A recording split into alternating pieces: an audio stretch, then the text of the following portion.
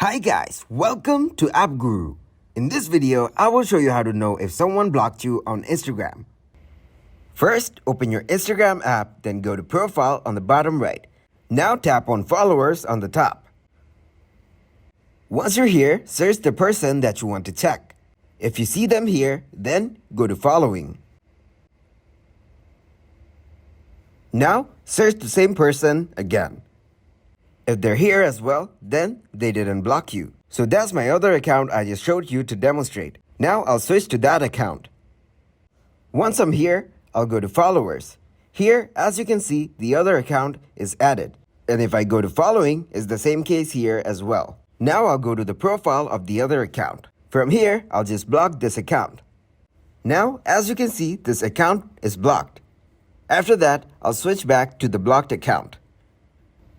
Now if I go to Following and search the name of the profile from where I blocked this account from, you will see that it's not visible anymore.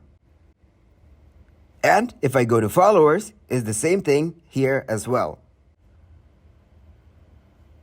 Now if I go back and then search the account, you can see the chats are still available from this profile. I can send text, but they will not receive it.